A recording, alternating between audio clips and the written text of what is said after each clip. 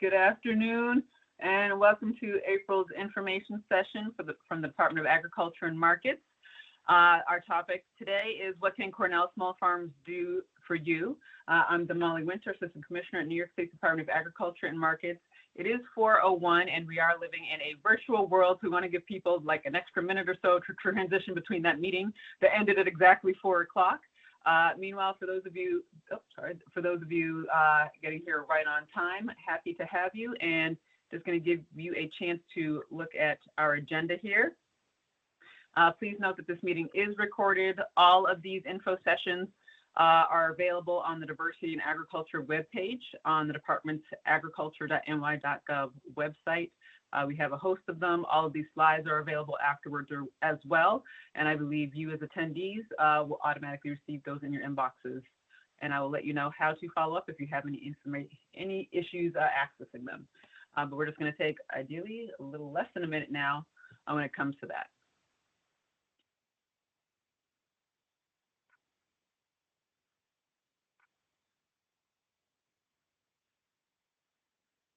And the time has come. So with that, we're going to move right along. Again, thank you for joining us for April's information session. We have our two hosts here from Cornell Small Farms telling us more about all of their programs and such. Moving right along here, we are going to go just a quick thing before we get into our actual presentation today. Just want to let you know about several resources that are available. There is a lot of information going on all over the place. There's a lot of uncertainty happening at federal levels. There's all types of resources and what have you at state levels, local nonprofits, et cetera, et cetera. So I implore you, those of you that are looking on your laptops or those of you that might be listening in on the phone, please take a gander at the slides, either now or in the future, upon your request, of course. We do have, again, these information sessions are available online. We have open office hours. Those happen twice a month in the evening time, 6 to 7 and 9 to 10 on different dates in the morning.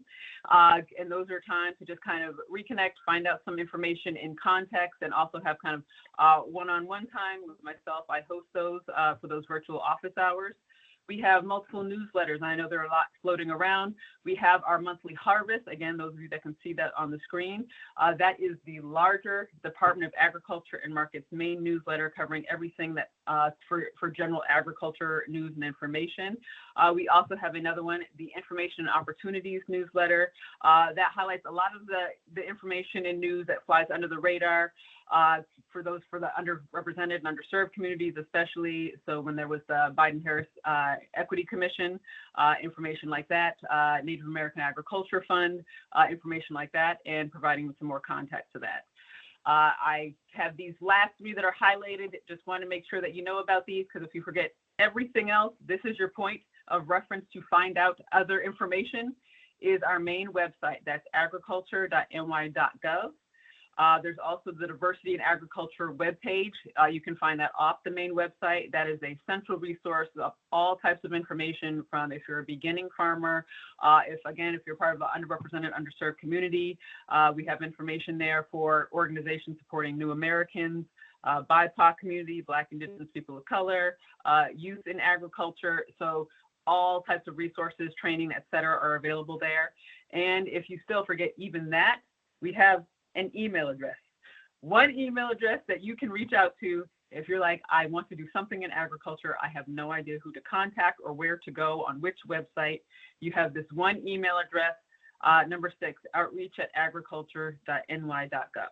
That is the one place you can send an email, put your inquiry out there. Please be aware we take inquiries from pretty much everywhere in the world. So strongly encourage you to try to, go to direct websites for a faster response time, but you will get a response. We try to be very thoughtful that is not a dead end. And with that in mind, you have access to additional resources, but you guys are here specifically when it comes to learning more about Cornell Small Farms. Very excited for our presenters today. We have Erica Frenay. She's the Associate Director of Distance Learning and Special Projects. And we have Connor Youngerman. He does Agroforestry and Mushroom Specialist over at Cornell Small Farms. For those of you that might not be aware, I will not read directly from the screen, but just know that I'm excited, and I regularly refer people to Cornell Small Farms. They provide all kinds of support for our smaller farmers. I will leave it to Erica to better define how they approach small farm for the purposes of our conversation. But they do lots of training, lots of support, a lot of connecting people to, their local resources. They know the network of CCEs, for those of you that are not familiar with Cornell Cooperative Extensions, and, soil water conservation districts. So they also know those networks of support as well, in addition to the large knowledge base of helping their local communities of veteran programs and our Latino community. And I am not going to step any more on their awesome presentation that they've developed. Please know that if you do have questions, I encourage you to put those in the chat. I'll be keeping a mind of those so they can focus on the presentation, and we can refer back to them as best able. Regardless, if we do not get to your question in the moment, know that we do have time for questions at the end. So please just be sure, if you have something to share or something to add to, the chat is your best way to get that to our attention. In worst case scenario, if something comes to mind afterwards, there's an email address, outreach@agriculture.ny.gov, and we can follow up with Connor and Erica later after that. And with that, we will move forward with Erica and Connor. What can the Cornell Small Farms Program do for you? Hey, everyone. Good afternoon. Thank you so much for joining us on this gorgeous sunny day. My name is Erica Frenay. I have been with the Cornell Small Farms Program for 20 years, as of another week from today, I think. My role has evolved a lot over time, but like Damali said, a lot of what I have done and still do is related to our online courses that we offer for farmers. I'm going to talk a lot more about those. And then special projects, particularly recently climate resilience and silvopasture. I also farm, so I work only part-time for the Cornell Small Farms Program, and I run a small grass-based lamb operation just southeast of Ithaca. And Connor, you want to go ahead and introduce yourself? Sure. Hi, everybody. Really happy to be here with you. I am the Agroforestry and Mushroom Specialist at the Small Farms Program. I have only been here for about a year and do a lot of extension work and research for indoor and outdoor, urban and rural mushroom producers, and then agroforestry, which is tons of stuff all across the state, and very excited to share with you tonight. Yeah, I guess that's it. Good. Great. Thanks, Connor. Damali, can you advance the slide, please? So I would love to hear if anyone is willing to share how familiar you are with the Cornell Small Farms Program. I see some familiar names on here, so I know some of you have interacted with us in the past. You could, if you can find the chat panel, post in the chat what you were hoping to get out of this webinar. It will just help to make sure, that Connor and I cover your interests, because there's lots and lots of different things that we can and will talk about. But if there's something that you're really, really wanting to dive more into, we could spend more time on that. So go ahead and do that, but let's keep going with the slides. And then Damali, can you let us know if people do post something in the chat about why they signed up or how they've interacted with the program? Absolutely. Thank you. So you can go on to the next slide, though.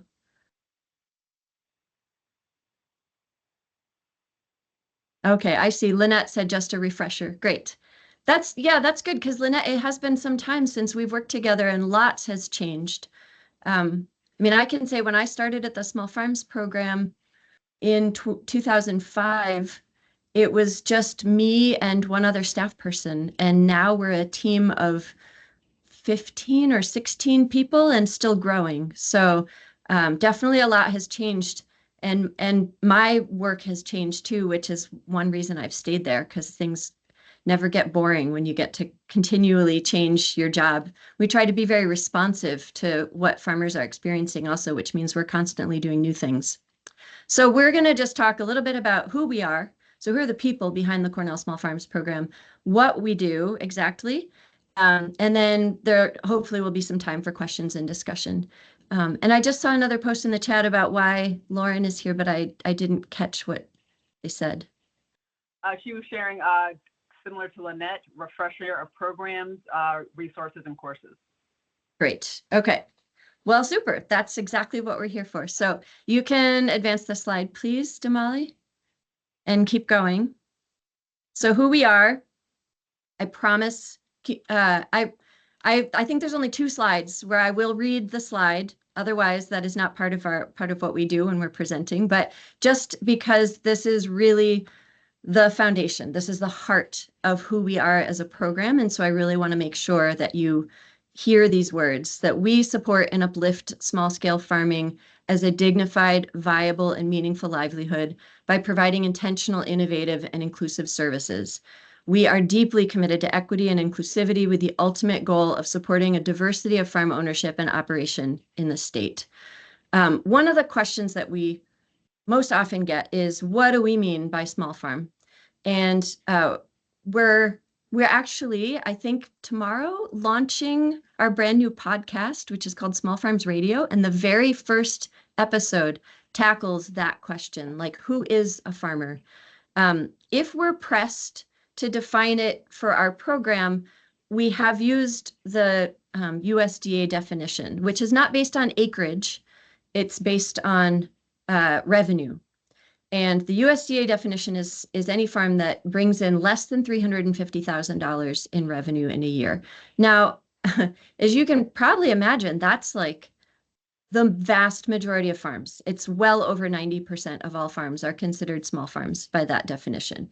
But really, we feel like revenue doesn't even begin to cover it. So our definition of small farms is as inclusive as it can possibly be, from people just getting started, not yet selling anything, to those who gross less than $10,000, all the way up to people who bring in $350,000 a year. And honestly, even if you bring in more than that, but you find some value in some program that we offer, we've never turned somebody away and said, well, you're not a small farm, so we're not going to work with you.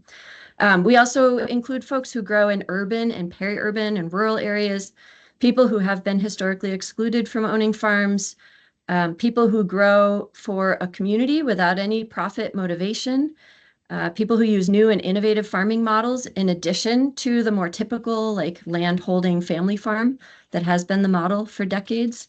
So we include all of those in terms of the audience that we work with.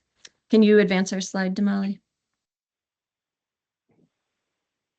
And the only other slide that I will read directly from is this one, our vision. We envision a future in which small farms are recognized, respected, and supported as key to an equitable and resilient food system.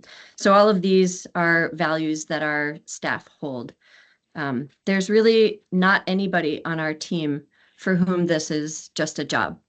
This is something that we all deeply feel passionately committed to. And speaking of our team, the next slide, Damali. Oh, and just so you're aware, we have one more addition. Brianna shared that she's taken one of your courses on orchard and fruit tree pair, and just wants to follow up and see what's going on with Cornell Small Farms. Oh, cool. Great. Thanks, Brianna. So this is our team. Like I said, still growing. The words written all around these photos are roles or skill sets that all of us have collectively. The program was established in 2001, so we've been around for a couple dozen years now. We sit as a statewide program that's within Cornell CALS, the College of Ag and Life Sciences. So we're based at Cornell University, but all of our work is outward-facing extension and research that serves the small farms in the state. And then Anu Rangarajan, who's in the center of this slide, has been our director since 2004. But really it's the staff that makes this team special. We are super passionate, care deeply about the farms that we work with. Some of us are farmers ourselves. I mentioned that I am. There's at least 2 other farmers on the team. And so I think that adds a unique perspective to our life experiences and what we bring to the work. And I hope that you will get to meet many of our staff and connect with us in different ways. You can keep going, Damali, because our work would not be possible without collaborators. So I hope that some of you here if you're not already, will become collaborators. We work really extensively with Cornell Cooperative Extension, both county offices and regional teams, and Harvest New York. We work with faculty at Cornell, and then these logos here represent just a sliver of the various nonprofits, state agencies, federal agencies, other universities, individual farms and farmers that we partner with to get our work done.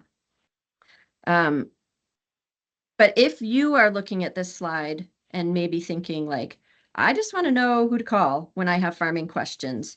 So we still say that when you have, really basic questions about how to get started or about regulations or soil testing, local markets, or maybe like technical questions related to an enterprise on your farm, we still generally refer people to their local CCE office, CCE being Cornell Cooperative Extension, because they, from county to county, they do have different capacities or different focus areas depending on the geography and, what kind of farming tends to take place in their county. But because our focus is statewide and beyond, it's generally hard for us to provide like one-on-one work with farmers. We often don't have the capacity for that, except in some special cases that we'll talk about later. But there are some certain areas where we have taken leadership, again, in partnership with CCE and all these other organizations, to fill in gaps that we saw. For example, we do have projects that serve specific audiences or specific topic areas. You'll hear a little bit more later about our work with military veterans who want to get involved in farming through our Farm Ops program, or with Latino farmers and Latino farm employees who want to grow their management skills. We have a project that focuses on farmers' social and emotional wellness. And then Connor will talk, as long as we allow him to, about mushrooms and agroforestry and no-till veggie production. So can we go to the next slide, Damali? And Connor, I'm going to hand it over to you now. You can keep going one more, Damali. Connor's going to talk about what we do. Okay. All right. So we do a lot of things, but mainly these can be put into these 4 big buckets, and we're going to sort of do a deep dive into each one of these for the next little bit. So why don't we go to the next slide?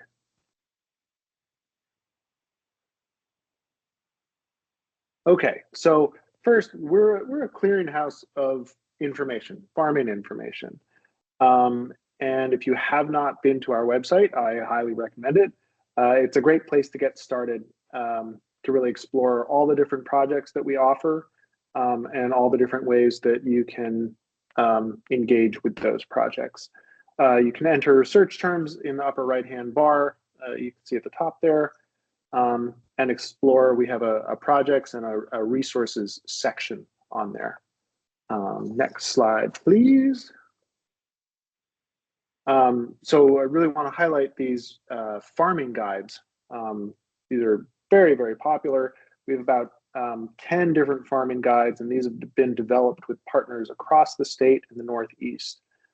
These are meant to be highly useful collections of the most essential information needed to start a farm or successfully run a farm business. So the Guide to Farming in New York State, this was the first guide we developed, and it contains 35 fact sheets on everything from finding land to financing a farm to regulations around marketing your products. And those we actively adapt and update that as things move along. We adapted this guide for urban farming, for livestock farmers trying to make sense of regulations around meat processing and sales. And so if that's what you're trying to focus in on, there is a guide to direct marketing livestock and poultry. It's a wonderful resource. So on the Small Farms website, there is a resource tab at the top, and all you have to do is click that and you can find all of this here. Next slide, please. Okay, we also have a YouTube channel. So, YouTube is a vast resource, and there is a ton of farming information out there. But it's challenging to find what's trustworthy or accurate information. So what we offer, to compare to run of the mill, what else might be on YouTube for farming information, this is a curated collection, and this is solid information from reliable resources that we have vetted and that we've collaborated on. The YouTube channel is, we've got dozens of playlists, information on grazing, everything from grazing to mushrooms to raising pigs in a pasture to managing a vegetable production. Yeah, so there's hours of fun on there. We can go to the next slide, please. And so if you are interested in learning more about our trainings and whatever resources that we're actively putting out there, engaging with us on social media is a pretty good way to keep up to date. So if you're on social media, you can find us and you can follow us. We're on most platforms, maybe every platform. And our goal is to elevate farmers and farming on those platforms. So you can search for Cornell Small Farms on X and Instagram and Facebook. And if you tag us with a hashtag, not TikTok, not yet. Not TikTok, no. You can if you tag us, we often pick up on the tags and share certain things through our network. So we like to actively engage. So don't hesitate to engage with us. Next slide, please. But if wait a minute. Yeah, okay. So another way to get in touch and to engage, if you're not really an email or a social media person, or if you prefer email to social media, I should say, we do have a newsletter. So our newsletter is brimming with events and opportunities and information, and you can use that to grow your business, to meet other farmers, and to get help. So we use our newsletter to boost visibility of our collaborators events and announcements, in addition to our own. So the screenshot that you're seeing here, this is of our website. If you look for the contact menu on the far right and fill in that form that pops up, you can subscribe to get our twice a month email. Next slide. And if you're not online at all, if you don't want to do social media and you don't want to do email, we have a good old-fashioned print quarterly magazine. So this is a hard copy of our resources, comes out 4 times a year, and at no extra cost. You can subscribe separately for it for $5 a year, and all the information on that is on our website. Go to smallfarms.cornell.edu, and there's a quarterly tag on the main menu there. And we have a very broad readership. You can see there we have more than 40,000 readers of our print issues, and plenty more people read that online. And so 75% of our readership is in New York, but we have people from all over who read it. And it includes articles on small farm producers who do dairy, livestock, fruit, vegetables, forest products, kind of everything under the sun. Yeah. And I would just add, since we have some folks with great agricultural expertise here today, that our editor for the Small Farms Quarterly, Casey Deemer, is always looking for new contributors. So if you ever have some topic that you really want to get the word out about that you think would benefit farmers, we'd love to work with you on that. So please reach out. And next slide, Damali. Lovely. Completely respect that, Erica. It is word of mouth in everything that we do.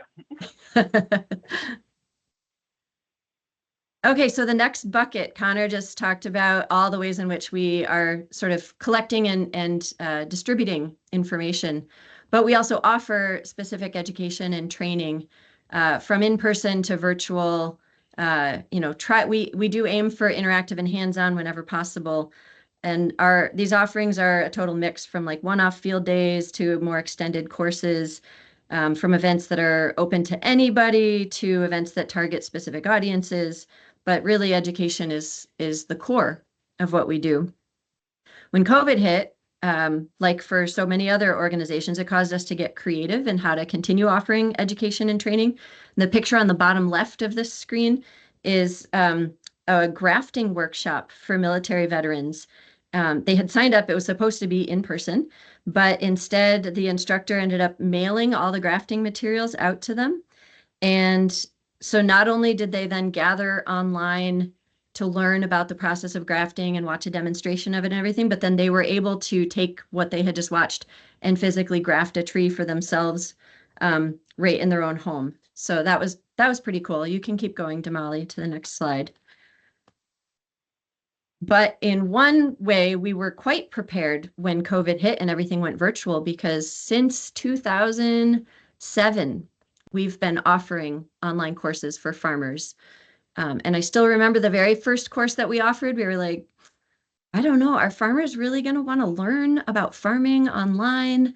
And I am still the first person who will tell somebody not to take an online course if they have some other way that they can learn about farming, because the hands-on and the in-person portion is still an essential part of the learning. But it turns out over the years, I think we could update this number even to say 40 plus courses we now have. So yes, farmers did want to learn online. And what we've seen is that we fill a niche for folks who feel maybe geographically isolated. They don't have any in-person learning opportunities where they live.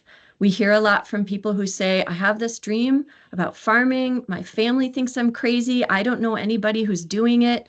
Maybe I am crazy, but then they take a course and they connect with other people from all over, and they realize that, well, yeah, maybe they are crazy, but still, there's other crazy people out there trying to do the same thing. And so maybe it's okay.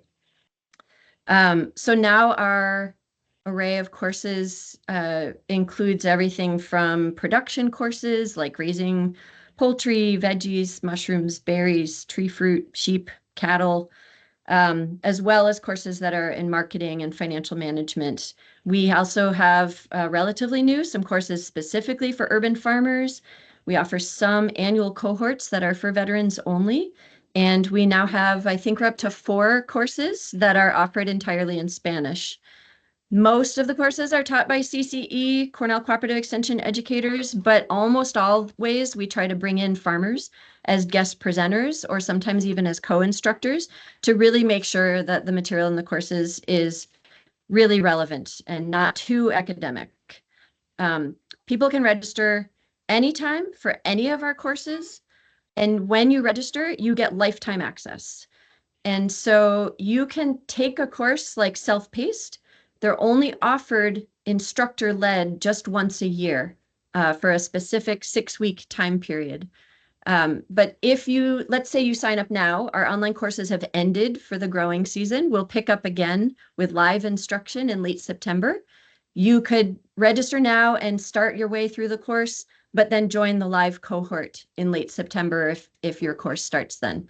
And you can even take it again the following year at no extra charge. And we do have some people who take us up on that because maybe they get a year of experience under their belt and then they realize that they get different things out of the course the second time they take it. You can go to the next one, Damali. We have one online course that's free. It's called Plan Your Farm, and it's a really like foundational kind of a pre-business planning course. So something that if you're not sure you really want to invest in, I'll talk a little bit more about the cost of the courses in a moment, but like if you're not ready to put any money into it, but you just kind of want to see like, what's this all about? Could I even learn online? You can check out the Plan Your Farm course. And all of our courses are available at the website you see there, the URL, smallfarmcourses.com. You also, of course, can get to our online school if you go to the Cornell Small Farms Program's main website, smallfarms.cornell.edu, and click on online courses. You can go to the next one now, Damali. So to make the courses as accessible as possible, they're a rare example of a self-sustaining program. So a lot of what organizations are doing when they're providing educational and training opportunities for farmers, they're relying on grants. We do rely on grants for a lot of what we do, but these online courses are supported by the revenue that they bring in, which means that we never have to do that horrible thing where this has happened so many times in my career where you create this program and you offer it to people and they love it and then they want to keep doing it and you have to say, oh, I'm sorry, there's no funding anymore for it. So it's really nice to have this revenue supported model, but we're very aware of trying to keep costs down. We actually have not raised costs at this point, despite our costs going up. We have not raised prices, I think, since 2018. And we have an honor system tiered pricing program where we give some guidance about like which level you would fall into, but nobody's policing you or requiring you to apply for a specific level of funding. So, and then we also do offer scholarships for New York residents. For that, you do need to apply, but we don't request any kind of you don't have to show us your income or any kind of financial documents. We really just want these courses to be as inclusive as possible. And the funding for the scholarships comes from New York State. So I also want to acknowledge and thank the state for supporting our work in that way. You can go to the next one, Damali. So while overall our work does aim to serve all small farmers, we noticed over time that certain audiences weren't showing up and weren't receiving the support that they needed. So in the past decade or decade and a half, we've created some programs to serve specific audiences, one of which is military veterans. Farm Ops supports military service members and veterans to explore or pursue agricultural vocations. This work is also supported by New York State. There are, as it says here, we sometimes hold, in-person workshops or virtual workshops that are exclusive to veterans. And then there's a listserv and a lot of just networking that happens. And sometimes one-on-one support directly with veterans who need that also. You can go to the next slide.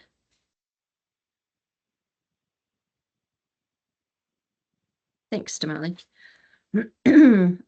So we also have this Futuro and Ag, or Equitable Farming Futures program, where we offer bilingual resources, because another audience that we noticed was not showing up where, there's a significant population of Latino and Latina folks who are working, many of them are working on farms. The majority of the farm workforce in New York State is folks from Latin American countries. Some of them speak English and Spanish, and some of them only speak Spanish, but they were generally not showing up for these classes. And so we have someone named Mildred Alvarado, who is the fabulous leader of this work. She's built a team that has been kind of building capacity, building a network, building trust with this audience, and finding out what of the resources that we already have, what ways do we need to adapt those resources to make them useful for this audience? Because folks don't always have access to computers. Maybe they don't have access to internet. If they don't speak English, they weren't able to access resources like the Guide to Farming in New York. And then there were quite a few farm owners also who were really supportive of seeing growth, professional development in their employee workforce. And so we've done some collaborative trainings, partly to improve management on existing farms, so helping these workers to be better workers, but also for those folks who want to start their own farm operation, helping them to develop the skills. I mean, they already have incredible skills, often on the production side, but may not know anything about the marketing and regulatory landscape here. And so Mildred and her team work on helping folks develop those skills. You can go on to the next slide, Damali.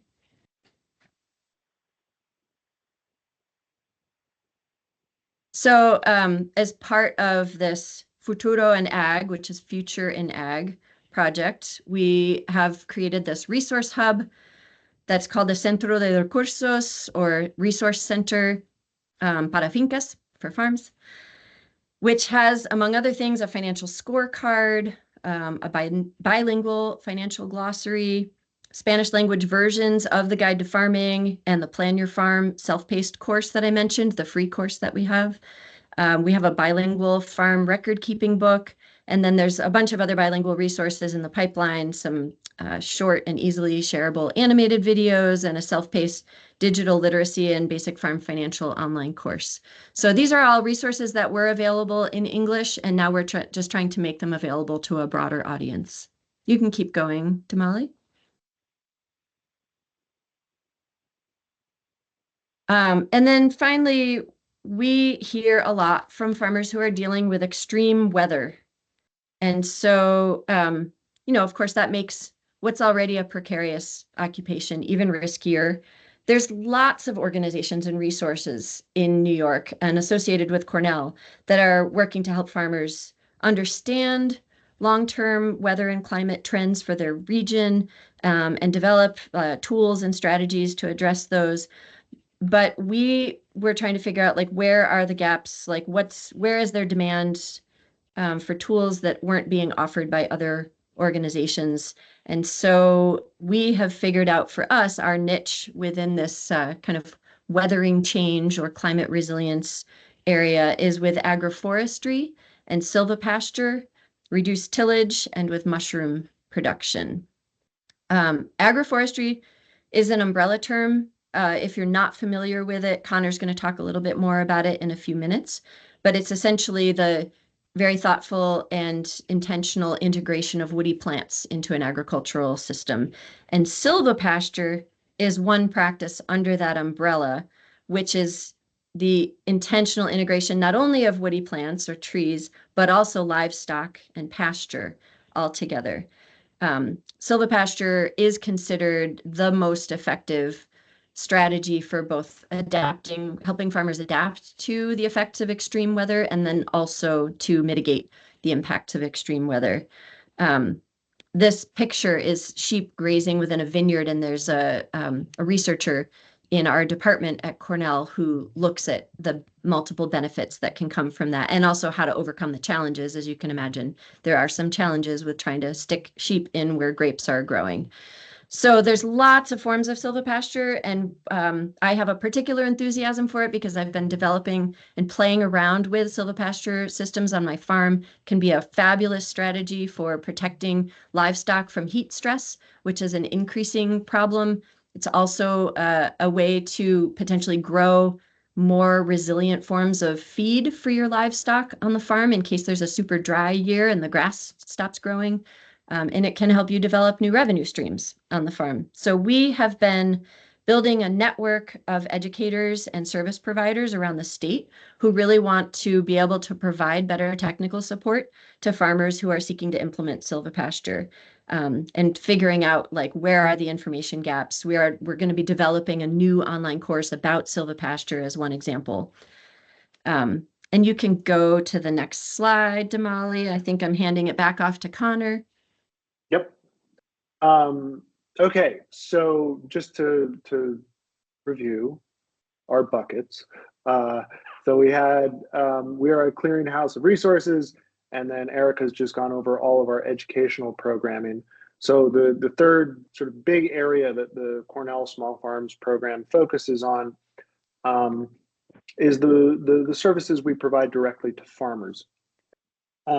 So we know that the peer-to-peer learning among farmers is a powerful way to learn and to improve any operation. So we host various peer learning circles within multiple project areas. So the veteran cohort learning sessions through farm ops, Be Well Farming and Reconnecting with Purpose is part of the Growing Together farmer circles. And Juntos Aprendemos learning circles through our Futuro program. So each of those aims to build a community and increase sustainability and helping farmers learn specific skills from peers. So these are meant to be safe spaces and collaborative learning experiences. And so we'll just go through some of those in the next few slides and talk about the closed cohort-based learning experience that we facilitated for each of these circles, and then the networks that we are actively forming that are open and constantly growing, and then just generally share a little bit more on those. So next slide, please. Okay, so a lot of our peer learning sessions take place over Zoom, and that way we can effectively serve farmers from all over the state. It is a big state, and trying to connect someone from the North Country with someone in Buffalo doesn't always work. So Zoom is great. And so even though this is a virtual environment, the immediate connections, comfort levels, and richness of the conversations are quite incredible. So in the chart above here, we have sort of 5 main pillars of our cohort sessions. This is collaboration, structure, perspective, networking, and support. So next slide, please. So one example of this is our Growing Together peer learning circle. So, you know, farming is not just about financial and production management. If the farmers and the ones who support them are strung out from stress and overwork, they're going to burn out and the farm is not going to survive. So you can have the best production management in place, but if you're not taking care of you, it's not sustainable. So one of our programs that provides space for farmers and ag service providers so they can develop meaningful social connections and supportive relationships.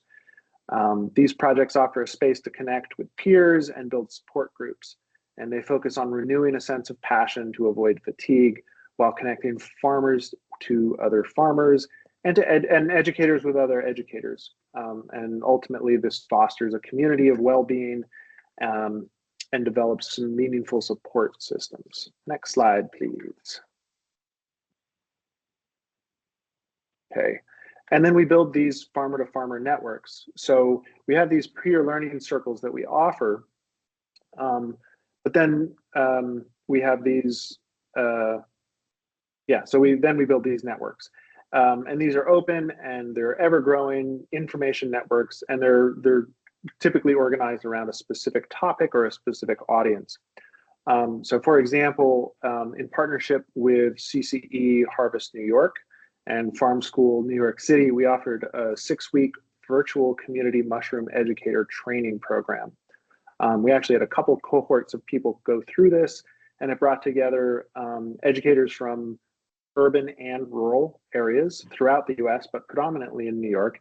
And they were taught kind of the main facets of mushroom education and best practices for teaching to a variety of audiences. So we took all these people who are already engaged and excited about mushrooms and taught them how to teach in their communities. And so we have hubs of them flourishing throughout the state now, which is really cool.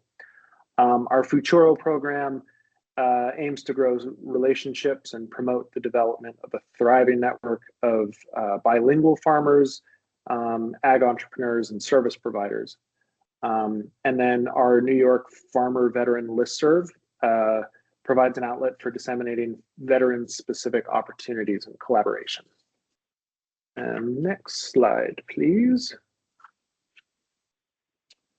Okay, so our sort of last bucket, farmer relevant research. So we provide technical support in the production of specialty crops for small farms and production practices at the intersection of land stewardship and climate resilience. So one of these is mushroom production, and we have a phenomenal resource library of mushroom programming on our website. Next slide.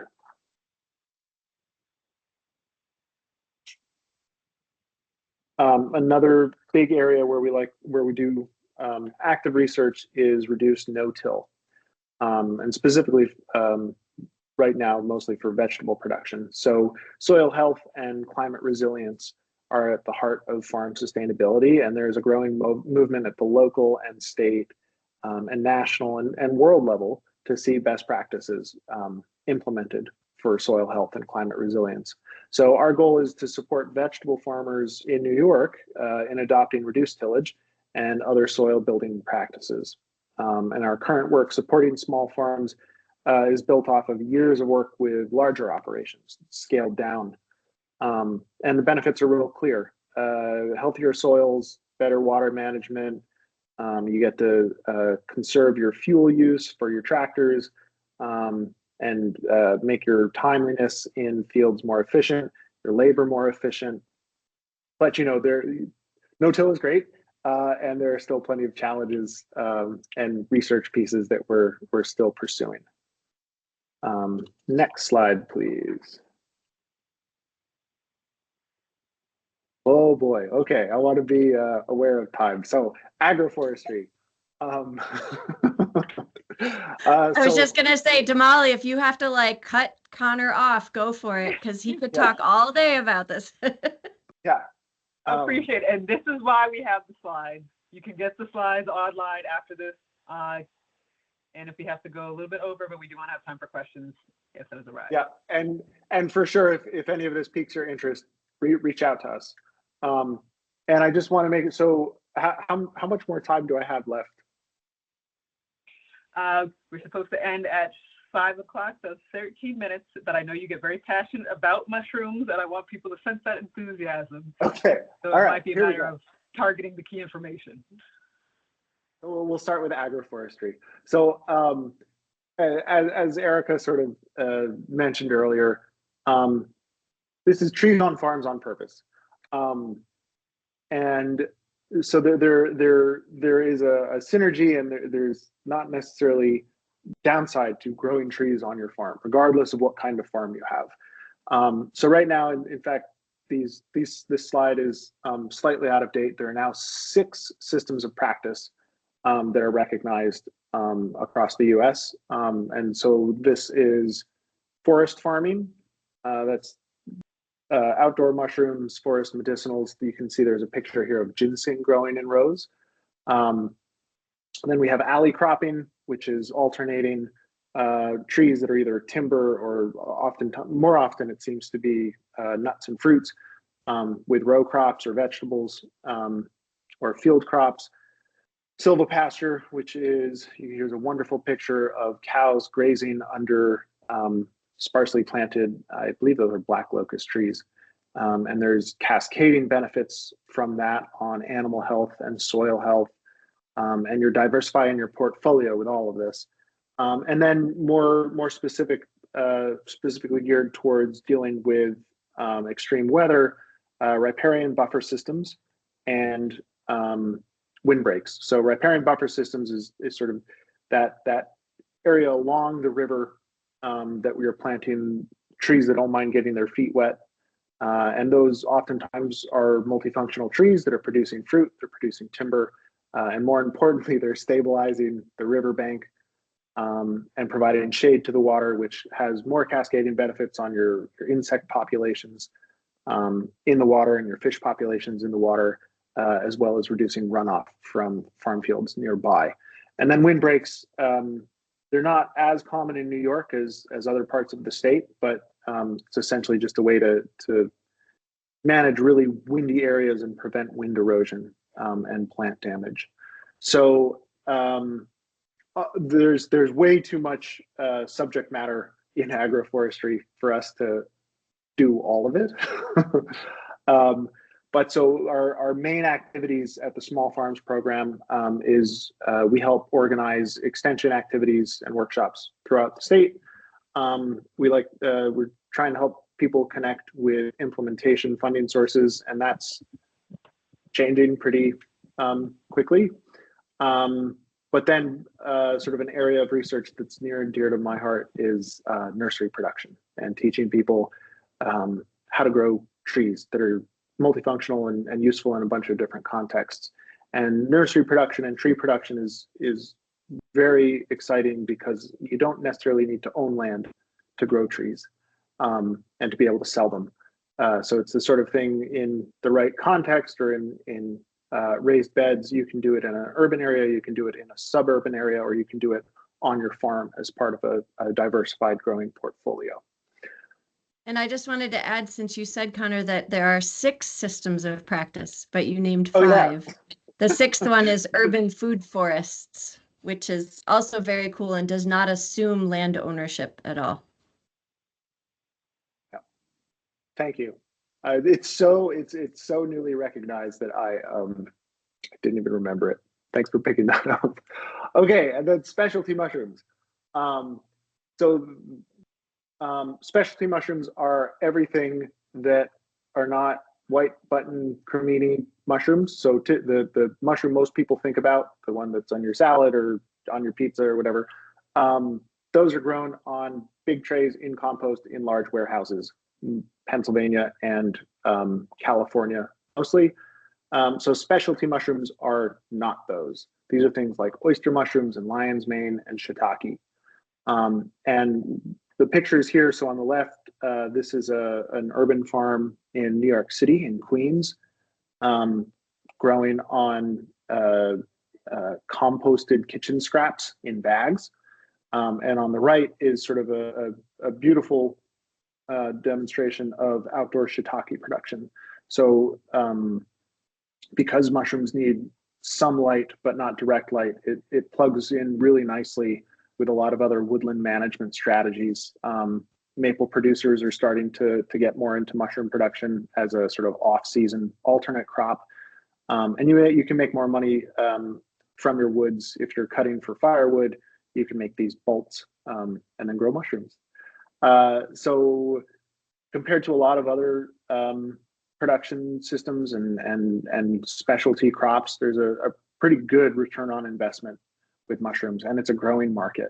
And it's a growing market in rural areas, it's a growing market in urban areas, and there's a lot of ways to build relationships with chefs and wholesalers. It's scalable, and we're actively researching things like alternate novel substrates. So right now, if you want to grow shiitakes outside, you're often growing on oak or sugar maple. So we're testing alternative wood species, thinking about invasive species. And then indoors, sort of the sky's the limit on what you can grow your mushrooms on. And then you can take the stuff you're growing them on, that substrate, and turn it into a value-added product as a soil amendment, or potentially a couple other potential feedstocks there. So the Small Farms program, we do lots of workshops throughout the state in partnership with CCE offices. And then we train this network of mushroom educators, and we support them doing their own workshops or their own creative or scientific or both community engagement projects. We have a lot of folks who are plugged into community gardens in many cities across the state, mostly in New York City, but yeah. And then we are actively updating the regulations on how mushrooms fit into produce safety rules and how to grow them in the safest way possible. And I do want to stress here, specialty mushrooms are not foraged mushrooms. So we don't really do work on things you can gather from the forest. That's a totally separate beast and set of regulations. So these are things you can grow. Like I said, we have a phenomenal resource page on the website, anything under the sun that you care to learn about mushroom production. So I highly recommend checking that out and reaching out if you have questions. Next slide. That's pretty much wrapping up. So thanks, Connor. That was great. I'm astounded that you managed to keep it under like 10 minutes. And so we have just a few minutes left. I want to make sure that there's time if people have questions. The slide that you see in front of you is just, we went through a strategic planning process in 2023, and these were some of our 20-year goals that we are working on. But if anything that you've heard Connor or I say is of interest, I just really encourage you to sign up for our newsletter or follow us on social media, take some of our courses. We want to be connected to you, and we want to make sure that you're hearing about all the wealth of opportunities and resources that are out there to support folks who are active in food and farming. Perfect. So thank you very much, Erica. Thank you very much, Connor. Very impressed with getting all of that information out. And yeah, if it went a little too fast, because I know I've done that myself, that is why we have the recordings available. For those of you, I know we can never get everyone together at the same time. It's such as the way of basically agriculture. Please spread the word and let other people know about the recordings. We have a lot of good information in addition to Cornell Small Farms. We have understanding government. We have grant making. There's just a lot of information out there, and we're just trying to do everything we can as Ag and Markets to get people connected to it. Now's the time. I'm seeing some motion in the chat. So yes, if you have any additional questions, if there is something that was mentioned that you're saying here, could you just follow up a little more on that? Please do. Just tapping through a few more of the slides. I don't know if Erica, if you wanted to mention a little something. I know we're short on time. Just know that in the slides, expressions of appreciation for sharing this information have been shared. But anything to add for these slides? Nope. Just yeah, we'd love to hear from you if you have questions or suggestions, things that you see as major needs or information that you're seeking. Often, because we fill this kind of clearinghouse function, even if we don't have a resource about it or we don't know, we're not the experts of everything, but we have such a huge network of people that we probably know an expert who can help with something.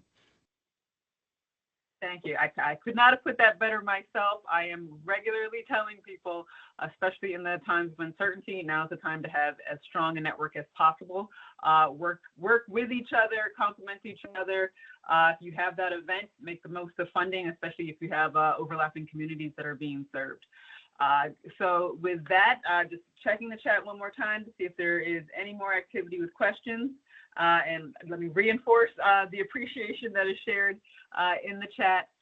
If some questions should pop up, or again, if you share this information with someone later and they want to follow up again with Connor, Erica, or anyone else at Cornell Small Farms or myself at the Department of Agriculture Markets, there is the email address that's on the screen, outreach@agriculture.ny.gov. That is not a dead end. It does take again all types of messages, so please give us time to respond. But with that, thank you very much for joining us for April's information session. Please always keep an eye on that Information Opportunities newsletter for other opportunities to register. Next week, we're starting our Diversity and Inclusion Network. Again, great opportunity for lots of leaders who are working in agriculture to connect and network with each other, as well as speak up about what is and what is not working with what's going on with New York State. How can we improve? This is for constructive criticism. And you'll hear more about that in newsletters and what have you. And with that, thank you. Have a great afternoon, and thank you for your time, everyone. Again, thank you very much, Connor, Erica. Greatly appreciated. Thank you for sharing all this information, and thank you guys for those that attended.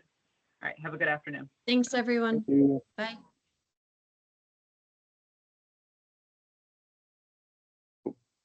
Okay. Bye.